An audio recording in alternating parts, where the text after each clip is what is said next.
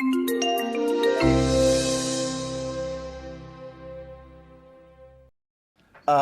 the title is, as you can see, Neurocreativity. Are you deliberate or spontaneous? Okay.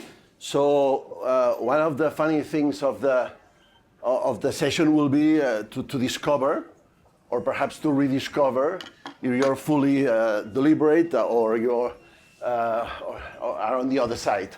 You belong to the spontaneous world. Okay. I'm gonna talk to some of the most important and recent discoverings in this field, in neurocreativity, and then I'm gonna go to the practical side of the session, just telling you about some exercises, habits to develop your, let's say, hidden side. Okay. So before starting with the slides, in silence. I mean, if you want to talk to your neighbor, do it, but in silence, try to define a chair.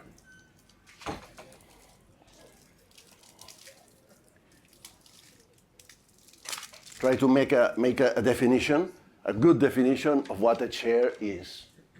Okay?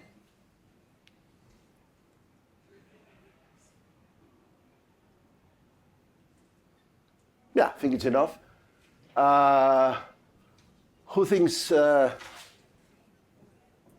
can tell us a good definition of what a chair is? Any of you? Yeah. A chair is a tool on which you can sit alone. A tool in which you can sit alone. Very good. Very good. Even if a chair is something quite simple, we find lots of difficulties, lots of problems to really define it. Because probably this definition, that's not bad at all, I mean, it's good, a good one, but could be used also for a stool or a bank or, well, a bank, you can also sit alone. Sometimes you sit with other people, but okay. So imagine if we have some methodological difficulties to define what a chair is. What happens when we dare to define something as complex as creativity, human creativity? I'm going to try to do that. I'm going to propose you two different definitions of creativity, just to center a little bit what creativity is and probably what is not. Okay, this is very important. These definitions are from two colleagues of mine, neuroscientists, people that really have lots of years of experience in trying to understand which is this complex thing called creativity. This is a neuroscientist from New York University, Elkanon Goldberg, that says that's a derivative phenomenon, a product of many cognitive attributes, so memory, intelligence, and many other things that rely on many brain systems working together. So it's not a question of brain, left brain or right brain. Huh? Forget about that because it's a little bit old-fashioned. Working together, it may take many forms, and there are many paths to a creative outcome. It's a product of complex interactions between neurobiology and culture. That means our environment. It's not the same to work here in Google than, I don't know, I'm not going to say a negative example of another company, but as you know, it's very different. No? Culture environment really affects what we do. Defines a linkage to a single brain structure. So creativity is not here or there. It's much more complex than this. Or simple genetic control. I think that's a quite complex, interesting definition from Elkanon Goldberg. Let's go to another one that I especially like, and that has to be perhaps a little bit more with the rest of my speech today. This is from Shelley Carson, an expert from Harvard University. Creativity is the ability, or the different abilities, working together as well, to combine. And try to remember this word, please, because in some 15 minutes or 20 minutes, I'm going to ask you a question that will have to do something with this verb, with this word, okay? To combine diverse elements or bits of information. What kind of information? Musical, bodily, kinesthetic, relational, whatever it is, okay? To form novel, original things, products, services, business models, new art or artistic concepts, whatever it is, that are in some way adaptive. So that are original, but at the same time are quite successful or they're at least useful, okay? So this is the magic combination, to do something really different, really original, but at the same time, something that works, something that really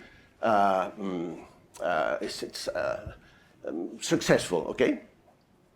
Well, perhaps some of you know this part of a Robert Frost poem. It's very famous. It's an American poet.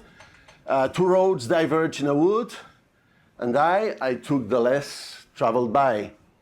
And that has made all the difference. We're going to talk about two different ways. Deliberate way, spontaneous way, or if you want, two different paths, okay, towards creativity. Try to guess. Meanwhile, I'm kind of detailing the two different styles. Try to guess to which style do you really belong, or to which style do you identify the most, okay? Some people, I don't know here in Google, for instance, I wouldn't dare to say if there are more deliberate people here or more spontaneous. I really don't know. But some people are creative being very deliberate. And what does that mean? First, a very important characteristic of deliberate people is that they're very good at paying attention, have an excellent level of mental attention. So if, for instance, if they say, I'm going to work for 2 hours doing this and that, they can do that. They don't get distracted easily, okay? This is very important, okay? For instance, imagine that you have to make a gift to a partner or to a colleague or whoever it is. If you're deliberate, you really try to control the creative process. You want to make a gift that's very original, so you think about that, okay, you start thinking. You try to control this process. Perhaps looking for information at the internet, or talking to other people that are very smart, making gifts or whatever, it's your plan. It's the same when we met 2 or 3 people in a room and we say, we have to brainstorm about this and we must have a solution before 1 o'clock. We try to control consciously the creative process, okay? Creativity is obtained and managed using knowledge and information. What do I know about this? Or if I don't know anything about this, I just try to look in books or in Google or many other places information for that, okay? So it's rational problem solving, planning, execution, task-oriented people, very task-oriented people, rational problem solving, you make plans and you, okay? This kind of mental operations. How do we know this? We know this because when using some neuroimaging techniques, like for instance, MRI, magnetic resonance imaging, or electroencephalogram, or positron emission tomographies, and many others, the brain of these people works in a very particular way, okay? I'm going to show you a couple of pictures to detail that. That's what we call hyperfrontality, because the brain activity is very concentrated on the frontal parts of our brain. So people that are deliberate, I mean, that's the same that they are very hyperfrontal, okay? What else? Trial and error, for instance. You do this, you control what you do, you take note of the different steps, because you don't want to do the same mistakes in the next try, okay? This kind of mental processes, step by step, okay? This is deliberate people. Even without knowing what spontaneous is, how many of you would raise your hand, more or less identifying with the deliberate path, the deliberate way? Well, that is something like 50%. Something. Oh, okay, that's good. That sounds good. That sounds good. Okay. Well, this I don't want you to. I don't want to abuse from brain zones and brain areas, but just this is what's really important. The dorsolateral prefrontal cortex. When you're in a deliberate moment in your life, trying to solve creatively a problem or trying to come up with lots of ideas, this zone here is very activated, together with these other parts that form the executive control network. It's a part of our brain that does all the things that we just said before. Okay. And this is very important, guys. Of course, it's very important. I mean, we humans try to think and try to be very rational and try to look for, intelligent ways of solving problems. It's very important, okay? But there are also people that are really different. That's called the spontaneous people, okay? Perhaps some 15, 20, 30 years ago, there wasn't enough scientific evidence to give to this the same importance than, I mean, compared to the deliberate thing. But now we know that's more or less the same. For example, we know that because the brain energy that is used during a deliberate episode is exactly the same amount of energy that's used during a spontaneous episode. We can measure that. Okay, so this is something quite important to know. Well, these people have a poor level of attention. I mean, this doesn't mean that you cannot concentrate at all. I mean, but you have a poor level of attention. Meaning, I'm going to work with this for 2 hours, but then in 10 minutes, you just get up and do another thing and start thinking about whatever it is. Okay, so it's very different.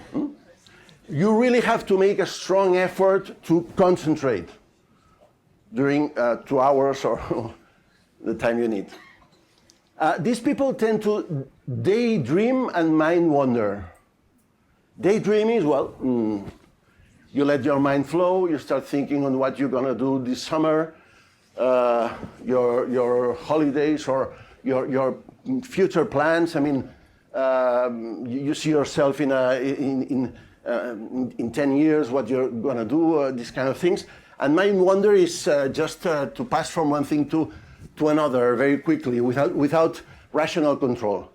And this I mean, this is one of the reasons why deliberate and spontaneous people sometimes they don't understand each other. Okay, because deliberate people say, okay, we are here and now. Can you tell me, please, what do you think about whatever it is? And the spontaneous say, well, no, I was thinking when I was a child that, let's be serious. Okay, so it's a kind of debate between deliberate and spontaneous people. What else? Well, intentionally, due to sometimes genetic reasons or education reasons, etc., this dorsolateral prefrontal cortex, that's what DPC means, deactivates or just relaxes. Okay? And ideas, instead of try to control the ideas in a brainstorming in half an hour, or I want to get a conclusion from what I'm going to give you as a gift, etc.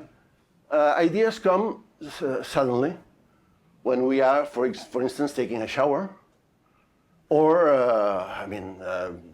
walking in the street, or ideas come to us more than we have to make an effort to look for ideas. It's completely different. Apart from that, we cannot, spontaneous people cannot justify why they had this idea in this moment and the reasons of this idea. And that really puts deliberate people very nervous. Because they ask spontaneous people, but why did you have this idea? Well, I don't know, I was in the shower, just taking a shower, and the idea came to my mind. Okay, so two very different ways of understanding the world, even, okay? Well, there's a deactivation of the dorsolateral prefrontal cortex, an activation of a very different brain network discovered recently, which is the default mode network. That has to do not with rational thinking, logics, and these kind of things that we just said before, has to do with radical imagination, has to do with visualization of scenarios, of future scenarios and past scenarios, and has to do with how you understand yourself, has to do with the construction of your ego. So it's completely different. Remember that Albert Einstein said, imagination is more important than knowledge. Okay, it's a very famous sentence. And this is also known, this network is also known as the imagination network. So it's something completely different. Right? For instance, how is going to be Dublin in 500 years? I mean, we don't have idea, but we can imagine. We really can imagine. Children imagine very well. We adults, especially those of us who are adults. We have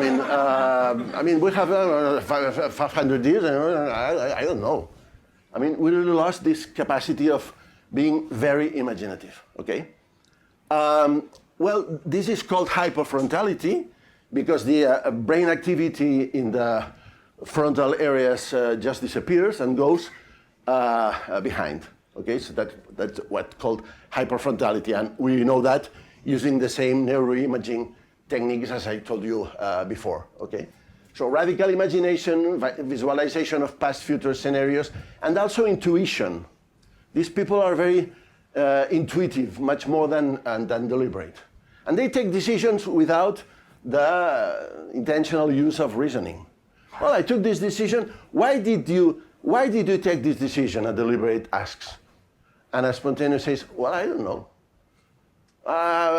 Because I felt that, very strongly inside my heart. And deliberate, what? But can you tell me, please, the reasons? It's impossible. It's completely different way of, just understanding the world, etc. Okay? So, now raise your hand, those of you that feel that they are more spontaneous than. Wow.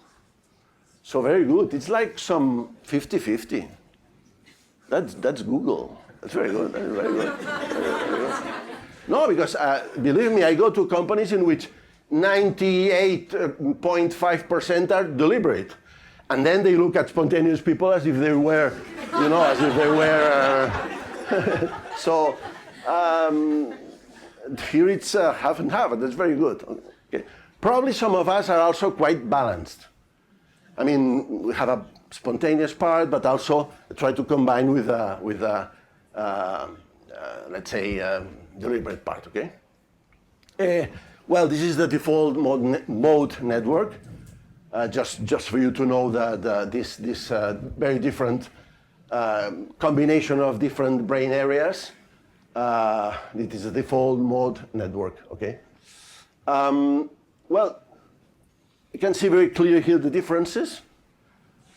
the left we have a brain, a deliberate brain, let's say, activation of this lateral prefrontal cortex, especially in the left hemisphere, the frontal part, okay, and also other zones of the parietal and lateral cortex of the brain, especially the left part of the brain.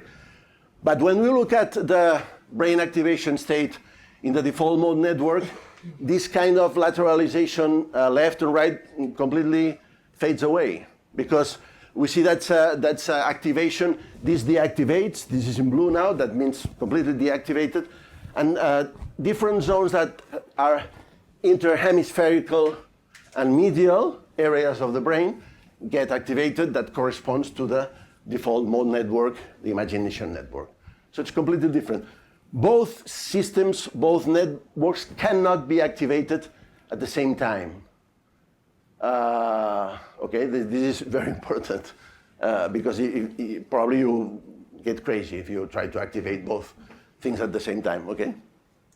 Then let me talk to you about something very interesting. I did my PhD about that with the help of this Shelley Carson from Harvard University. And this is something very interesting called cognitive disinhibition. Okay. The left part of the slide corresponds to the deliberate people, okay? So we can see here a big area that is the unconscious brain. It's a big place in which we put everything, okay? This blue area here is the conscious. It should be, just a dot. But because conscious is almost nothing. I mean, what are you thinking about now? Are you supposed to listen to me? And nothing else.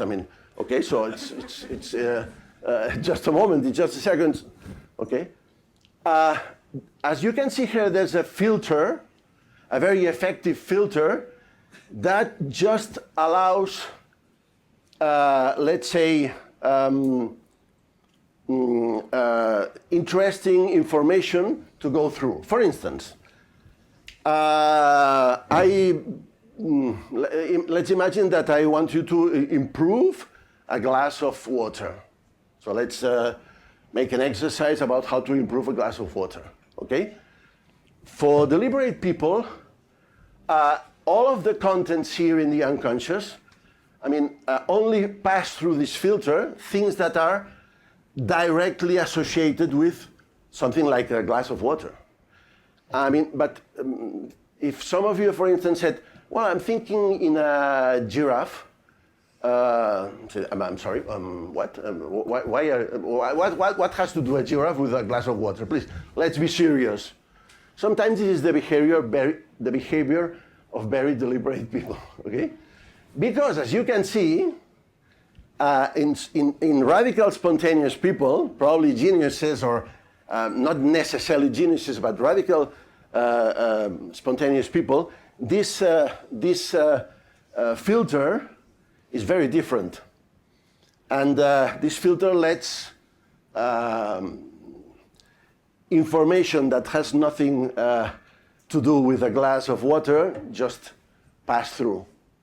It's not so bushy or dense as the first one. It's more democratic. I don't know. More. Okay. So instead of start thinking about, I don't know, bottles, water, wine, things that are appropriate, that are linked directly with this. Perhaps you think about the face of your grandmother. And what in the hell has to do the face of your grandmother with a glass of water to improve a glass of water, okay? Now the question that I promised you. What has to do this, tell me, what has to do this with the second slide that we just saw?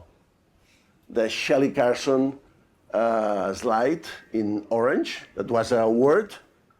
What this thing here allows us to do in a different way? combine.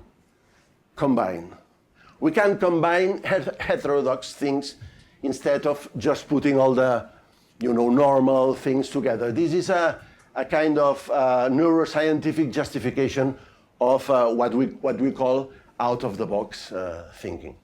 Okay. This is very interesting, guys. This really exists. I mean, this is a metaphor, or this is a draw, or sketch, but this really exists. We have a very sophisticated system of ways of filtering information in our brain, and we are using all the time. Okay.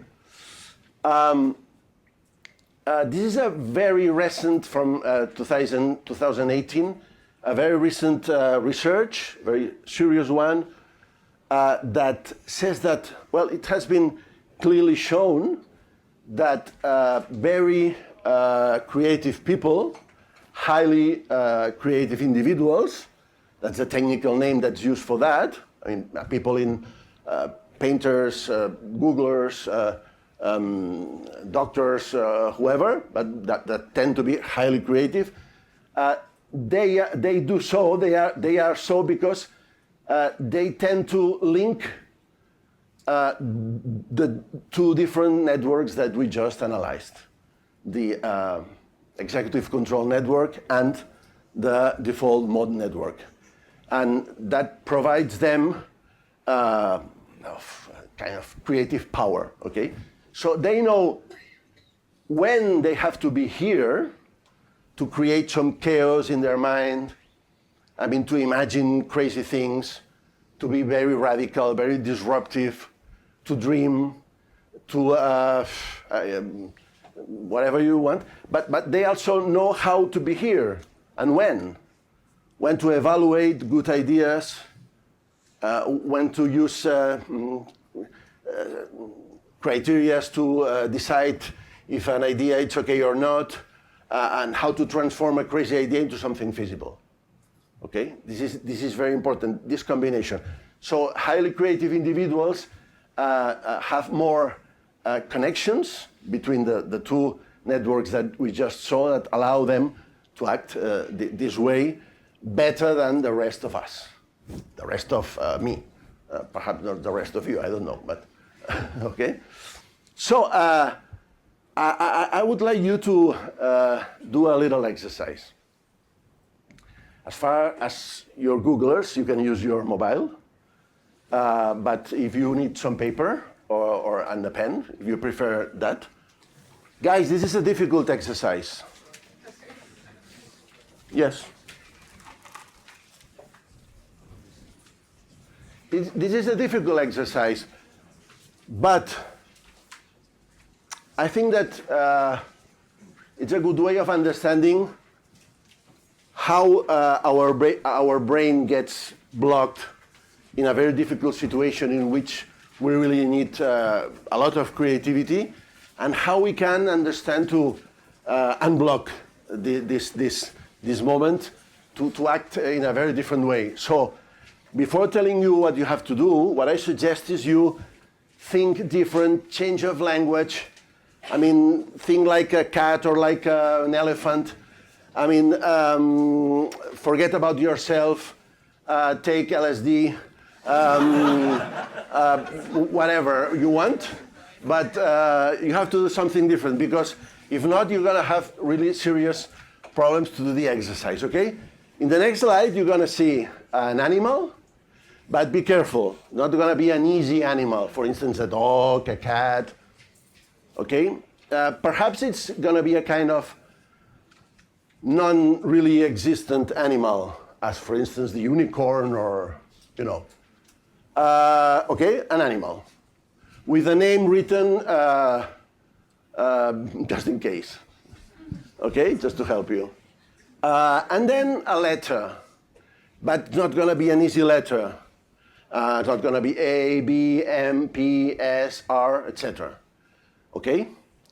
Then in, let's say, 2 or 3 minutes, not more than that, what you have to do is to list as many words, little sentences, 2, 3 words, not as a sentence of 15 words because then you lose time. Interjections, onomatopoeias, whatever you want, but that contain this letter, not start with necessarily, just contain this letter, and have to do with the animal. For instance, let me just put an example. If the animal is a cat, and then it's an M, you can say meow, you can say mouse, you can say whatever you want that relates with the cat and contains the letter at the beginning of the word or in the middle or at the end, just contains the letter. Okay, are you ready? Yes. Yes, are you ready? Yes. Okay, let's go.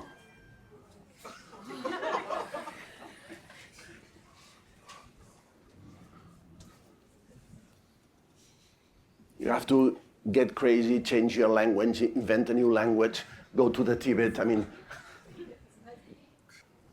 okay, I think it's time. Easy or difficult? Difficult? Who's especially proud of what he or she did and wants, please, to read? Yeah, okay. Yetis like to excavate crossings and railroad tracks. They're exceptionally xenophobic and make zarring sounds when they attack each other. They're actually also exceptionally good at double crossing. Very good, thank you. Thank you. Who else wants to, from this side here, someone who's really, okay. Well, not really proud, but I just have X-Men. That was the X-Men. first. Okay. Anybody else? No? Yes? Please, can you? The two first one are boring, extraordinary, and extremely scary. And then don't ask me why I thought about Harry Potter. Okay, I'm a fan. So for the first movie, you had this huge troll that was like scaring all the students. I don't know if there is any fan here. And this huge troll made me think about this Yeti somehow. And I thought about a spell, Expelliarmus. That's it. Okay, thank you very much. Okay. You? Okay, another one, the last one? Yeah.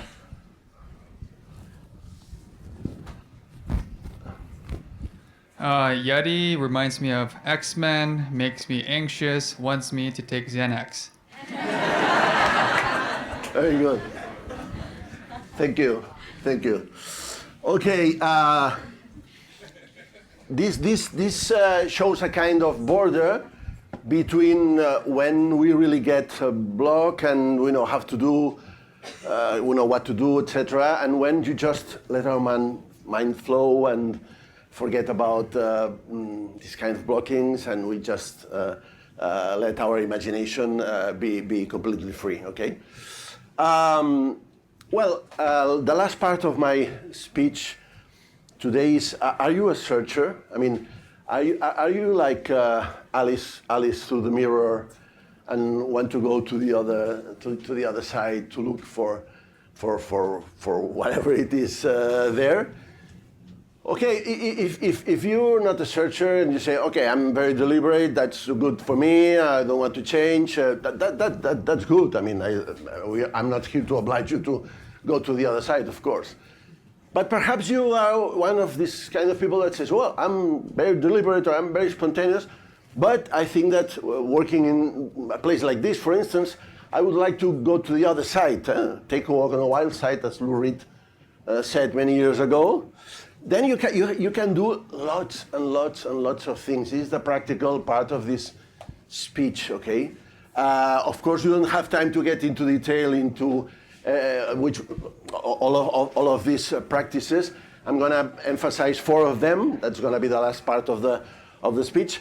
But we can practice mindfulness or executive control network meditation if you want to improve our attention, our capacity of concentration, etc. We can, I don't know, lots of things, okay? if you want to know into some of these things in detail, can you ask me for that in the last part, in the question part of the session? Okay. Let me put the emphasis on 4 things. These 2 first are for. This is for very deliberate people that want to transform into change a little bit. Okay. Take a forest bath. Any Japanese people here in the room? Is this Shinrin Yoku? How do you? Shinrin Yoku. Okay. This is something that Japanese people invented that consists in going to the forest and walk and smell the trees and smell the flowers and the grass and dirty your hands with the ground and different things. And it's very good. I do it a lot, and it really unblocks lots of things and helps me thinking in a creative way and trying to solve problems, etc. You have to go to the forest. I mean, you can walk anywhere, but to do a forest bath, you better go to the forest because it's not a forest bath. I mean, so it reduces stress, cortisol levels decrease, boosts immune functioning, improves mental performance and creativity. This is research from David Strayer from the University of Utah. Shelley Carson says that increases our brain power in the absorb brain set that's related to mind wandering and these kind of things that we just said, and makes you feel happier. That's very interesting. So it's a very easy to do practice that I really. It's not a question of going there with an obsession. Have to go to the forest because I have to. No, this is not the attitude, guys. Okay, you better go there just and let your mind flow. I mean, then solutions will appear or not. But it's very interesting, okay? Second thing is provocations and radical experimentation. For people that are very deliberate, this is always a good thing to do. Provocations is something that Edward de Bono invented. He also invented this word PO, that means provocative operation. That means challenge a convention. I mean, shoes have soles. So let's think about a shoe without soles. And I think that you in Google, here you're masters doing that. Challenging the conventions that already exist, okay? So if I put a very humble little bit of sand to improve that, that's gonna be a success, okay? Then once you have the crazy idea, a shoe without holes, a hotel without rooms, here you are, a hotel without rooms. This is not a fake picture. This is something that already exists in Switzerland. So instead of putting a room in a hotel, they put the room in the middle of the forest. So they do the first technique and the second at the same time. Okay. And then perhaps you get with something that's quite crazy or quite difficult, absurd, nonsense, etc. Have to experiment. Make lots of mistakes. In Spain, for instance, well, I'm a Catalan, but in Spain, in Catalonia, we don't like to make mistakes. And we are really afraid of making mistakes because there's always a boss. Then people don't like to make mistakes. But if you want to innovate, you have to make lots of mistakes. Okay, make mistakes, prototype. What design thinking, as you know, tries to tell us. Okay, this is very interesting. I have to feel very free doing this, because if you just take care of, well, what others will think, my boss. For instance, as you know, companies in general don't have experimentation places or experimentation, facilities to work with materials, to prototype. I mean, this is really dramatic, okay? Now, for deliberate, for spontaneous that want to go to deliberate, the first thing is practice mindfulness. I know that's something that you also do here, perhaps not all of you. So if you're deliberate and you want to go to the other side, do it, please. because there's a lot of scientific evidence that especially improves our attention and concentration capacities. And this is very good, because if not, some spontaneous people are all the time just daydreaming and thinking about, very, very, disruptive things, but they don't know how to really make them real. So they need a lot of help in this. No? Also nurtures courage and resilience. This is very important. Mm-hmm. There's a very interesting research in this university. And enhances divergent thinking as well. So it's also good for spontaneous. Okay? And finally, for those of you who are a little bit spontaneous and gain the reputation of being always distracted and never delivering things on time and these kind of things, just checklists. Checklisting, something very easy, but it's very important. I have two very happy moments in my life: when I do yoga and when I finish a checklist. The rest is absolutely irrelevant.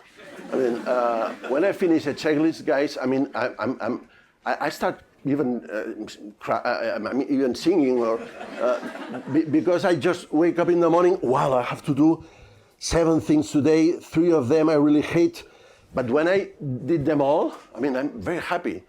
And if I do this and then my session of yoga, wow, I almost fly. So they provide protection against stupid mistakes or not strictly necessary mistakes. Help us with a huge volume and complexity of things that we must do every day. Enhance our planning skills. Avoid unnecessary new trial and error procedures. Lots and lots of things. Okay, so 2 and 2 practices among these many other ones that you just. There are interesting things here. For instance, these uncontrolled body movements of control, and many other interesting things. Okay. Don't you feel a little bit more creative? Thank you very much, Googlers, and thank you.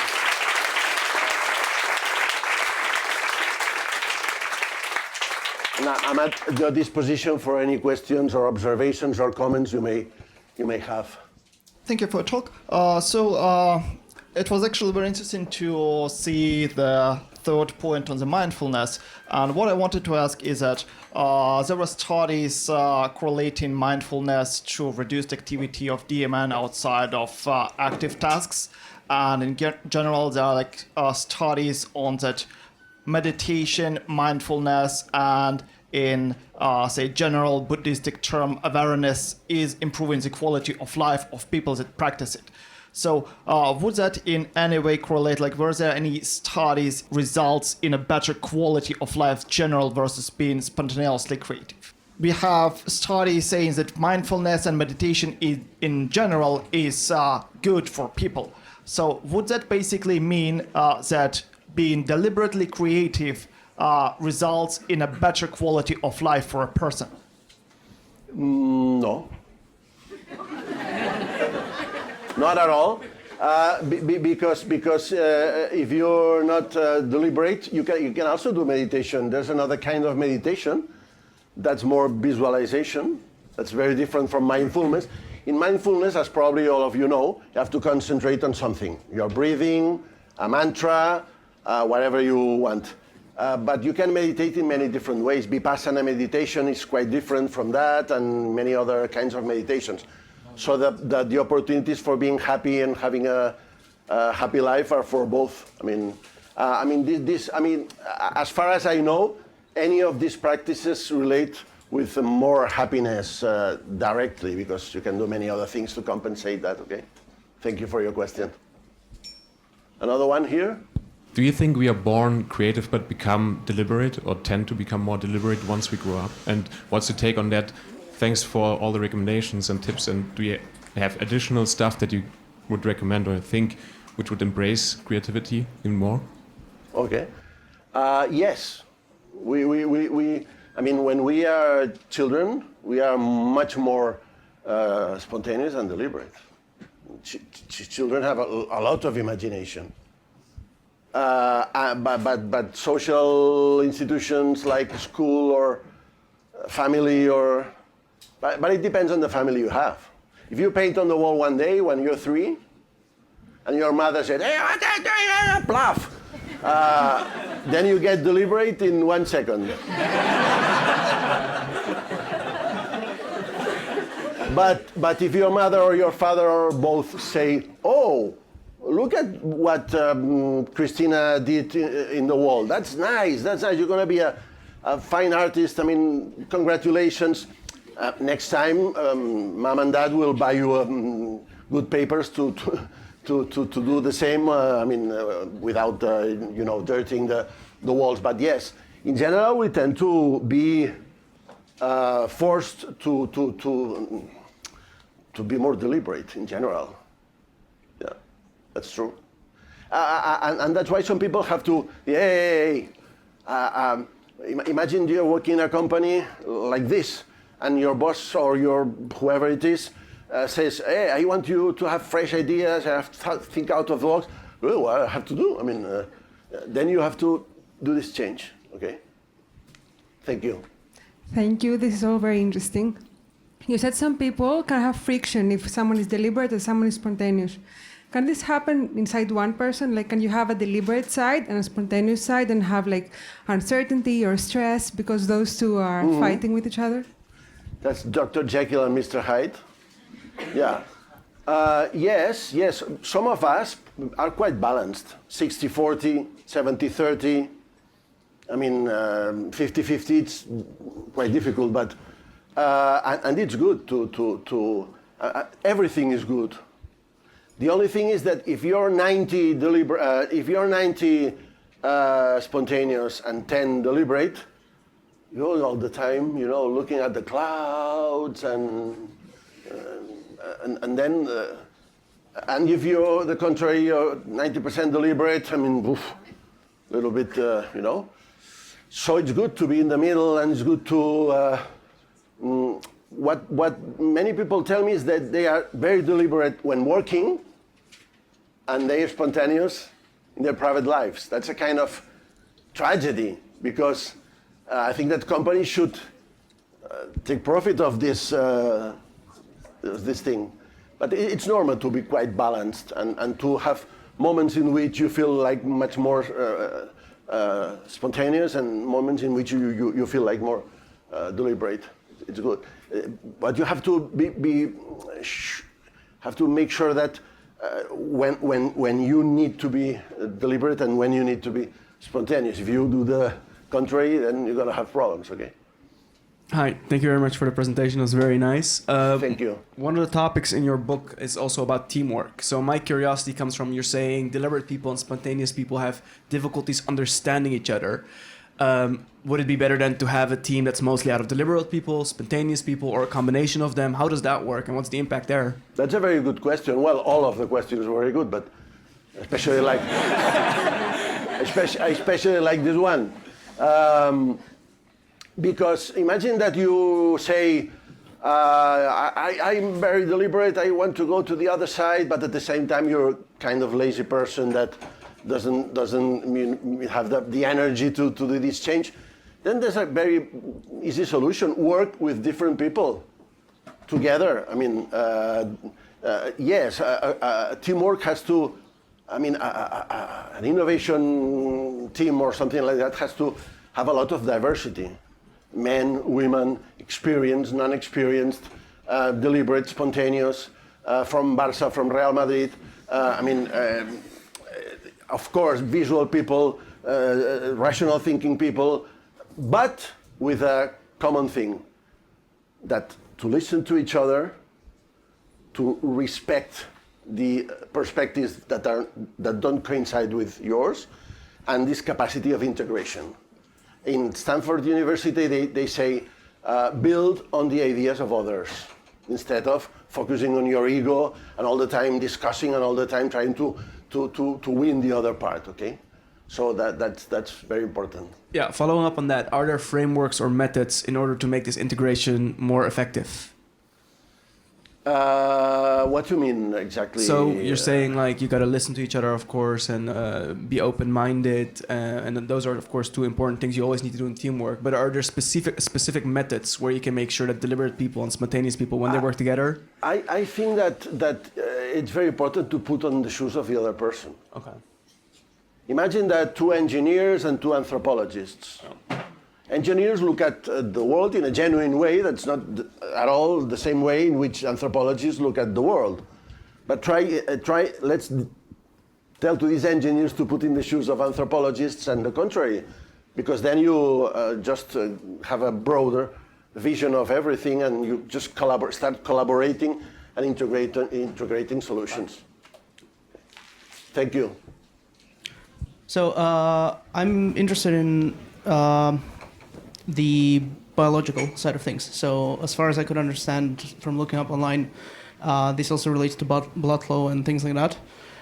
So because you mentioned that this was recently discovered, this separation between these two networks, are you aware of the research relating to medical treatment of these things? Because I'm having a lot of problem switching from spontaneous to deliberate side of things. So I just keep losing focus and things like that. So I'm interested in. Well, this is also a very interesting question, but I guess I don't have really time to go deep in it because, well, very briefly, some researchers discovered that people tend to cognitive disinhibition. Some people tend to cognitive disinhibition,